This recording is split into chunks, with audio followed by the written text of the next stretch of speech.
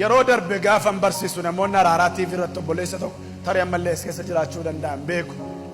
akka tasaa dhaqee afurri naannoo kanaa kaase gaafan dhufe birrii namarraa liqeeffadheen dhufeedha mee warra argitan harka raasaa thank you baay'een keessan agartaniittu birrii namarraa liqeeffadheen dhufeedha waaqayyo hin eebbisee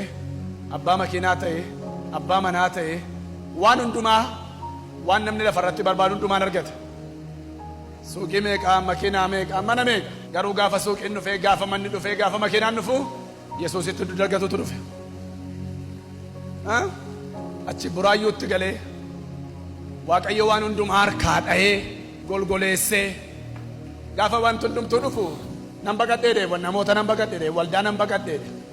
yoo na waaman jarri kun hiriyaa koo miti naqo biran jedheedha harkaa dha'ee hin urgufe mana hidhaatti gale mana hidhaatii utti faradamuuf jennaan zayitii dibataatiin ofitti dibatee firdii jalaa bilisa ba'ee yeroo darbe dhufe waan hundaa akka gaafa jalqaba waldaa araaraa dhufetti harka duwwaatti hafee dhufe hafuura dhaqee kaasetuun barsiisuu namoonni agartan naannoo kana waan baay'ee barbaadamma hin gaafatta kun amma naasii deebee maal goota ani kanaan durayyuu gaafan dura as dhufu waggaa 3 kana uffata namaan uffadhee dhufe isin naa kadhattanii asii galee mana uffataa banee mana mataa kooti tan bitadhee isaan booda maaltu ta'e isaan booda immoo konkolaataan bitadhe konkolaataa gaafan bitadhu waajjira konkolaataa gaafan bitadhu minaana nyaadheen beenne gaafan nyaadhu mana mataa kiyyaatti gaafan galu na fudhatee bade kanaan booda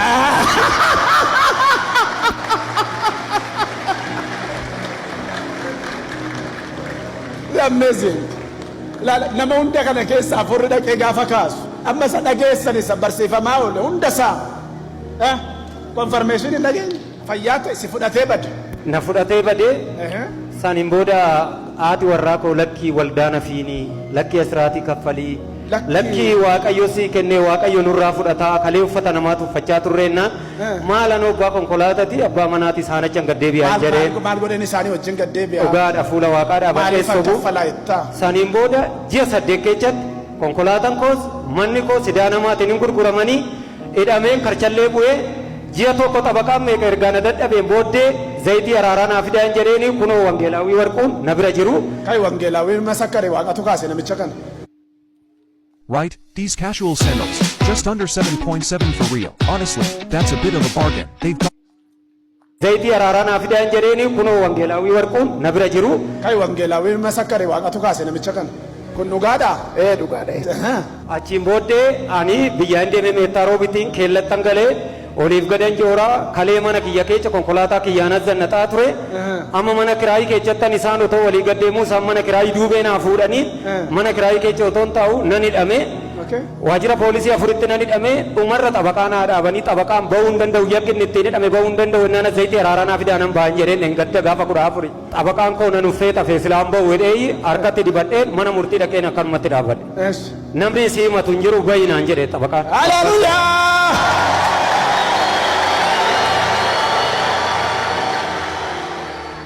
angaafa sanaa kaasee namoota kanaaf eebba kadhachuu numtu rakkinatti gashuudhaan hin jedhe yaaduuttan ka'e barumsa kana usarraa ka'een qopheesse maaliif beektu qabaa horiin beektan taanaan hin baddu